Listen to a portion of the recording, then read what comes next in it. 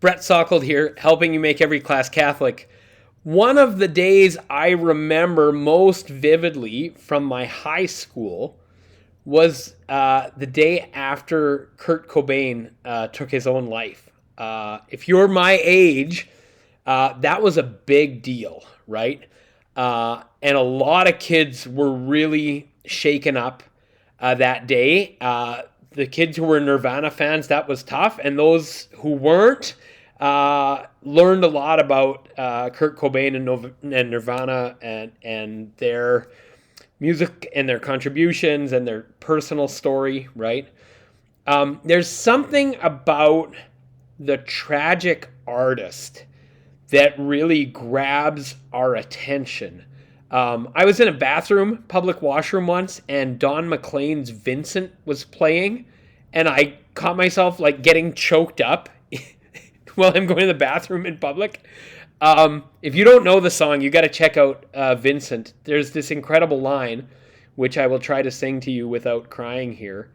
The kicker line is, "They did not listen, they did not know how. Perhaps they'll listen now." As a reference to Vincent van Gogh's suicide, right?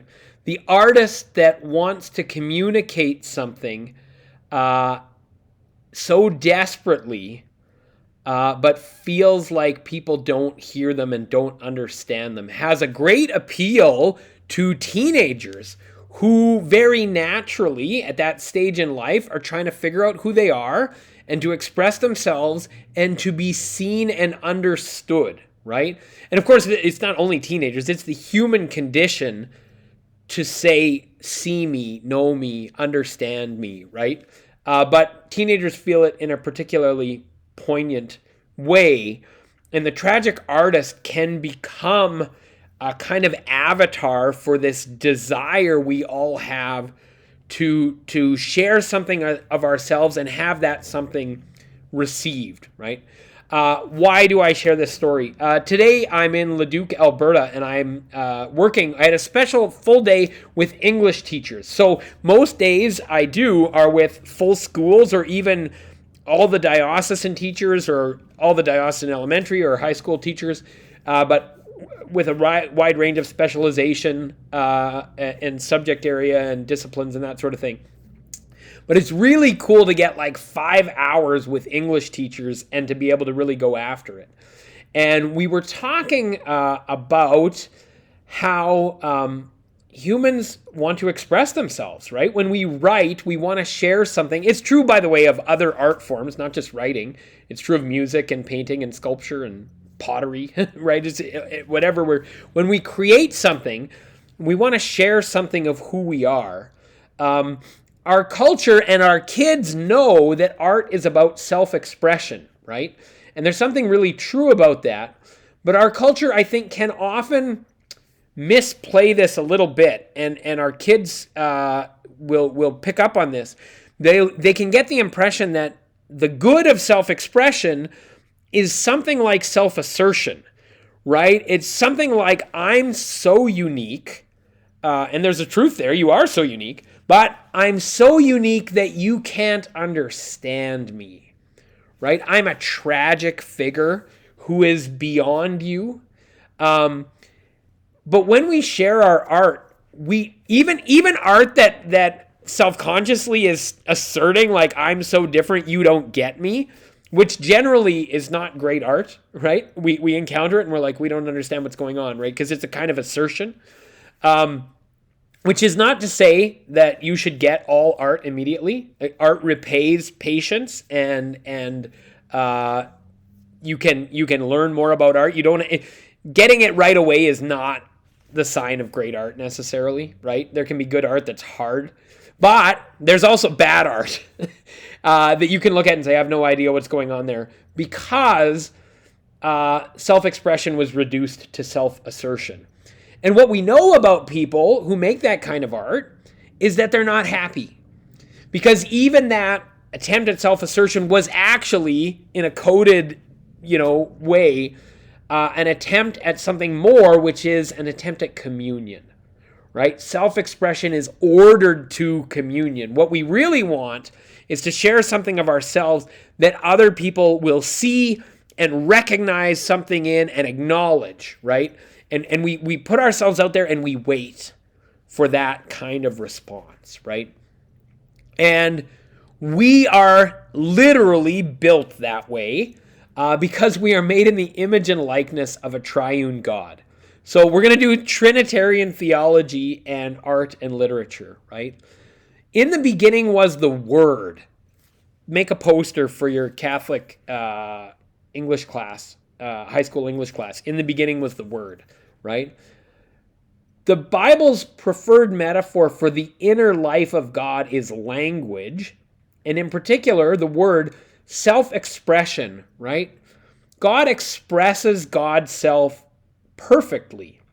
We express ourselves imperfectly, and it varies, sometimes very imperfectly, and sometimes pretty darn good, but not quite perfectly, right?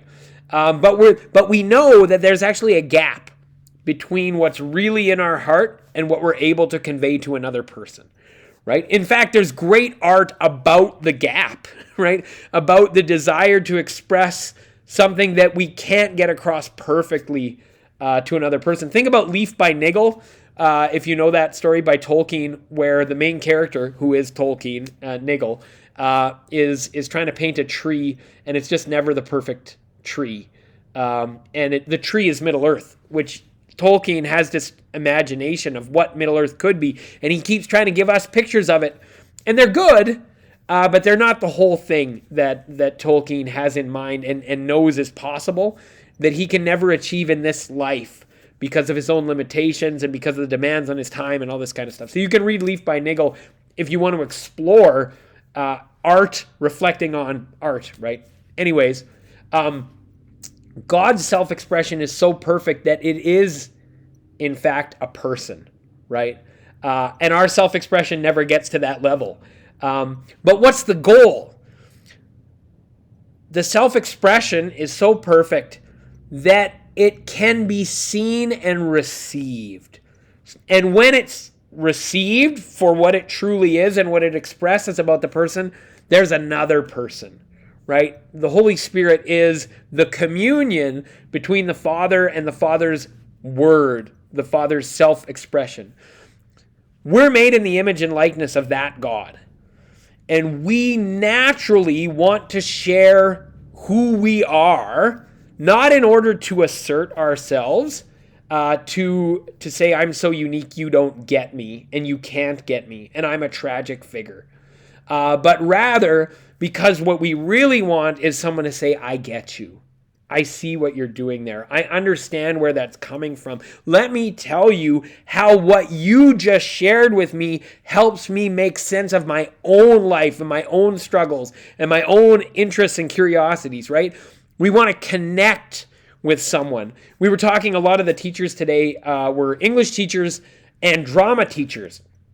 And we talked about the connection that you can make with the audience from the stage, right? And the kind of high that comes from the connection between the actor or the actress and the audience, which can be one of the most sort of profound. I remember in high school drama, like one of my best memories of high school is when we smashed the opening night for Robin Hood, and the communion between the cast and then between the cast and the audience was just this palpable thing, right? And we're chasing after that reality because we're built for communion. And so in our culture, we're sort of half right sometimes in how we talk about self-expression, right? Art and literature and just speech really are about self-expression, but self-expression isn't about self-expression. It's not an end in itself, right? And that's where I think our culture gets up to that point and sometimes doesn't see the next step. Self-expression is about communion. That's the goal. That's what we're looking for. And the tragic artist tells us something about all of ourselves, right? The tragic artist is someone who was looking for communion, who tried to share something of themselves in their art, and was misunderstood, or whatever the case may be, and couldn't get it across. That's that line from Don McLean's great song Vincent, right? Perhaps they'll listen now. That the suicide was a desperate attempt to get somebody else to finally pay attention and listen to me. It's tragic, of course, but we can reflect on what it teaches us about the human person who was made in God's image and likeness and made for communion with one another and finally with God. And so when we're teaching English, there's lots of particular skills and interesting facts and knowledge and all that kind of stuff, right? But to notice that what we're doing, we're engaging in like the most deeply human task, right? We're trying to express what matters to us. We want to explore meaning. We want to explore purpose. We want to figure out who we are. And we do it with words, right? Words, which, if you think about everything you know, everything you've ever encountered, with the possible exception of parrots, right? Put a little asterisk by parrots. The things you know that use words are you and God, right? This is being made in God's image and likeness, is to be someone that seeks communion by communication, right? We're doing something divine when we work with words, and that's why it touches the deepest part of ourselves. And so we do this in a dozen different ways, maybe a lot more than a dozen, right? Poetry and opinion and expository and narrative and epistolary and whatever else, right? But we're doing something uniquely human, and human as it touches on the divine. Creatures made in the image and likeness of God. The speakers, the word users who pursue these high goals. That's what we're doing when we teach something like high school English.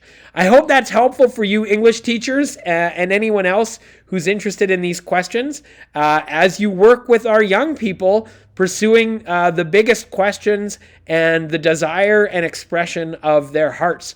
God bless you.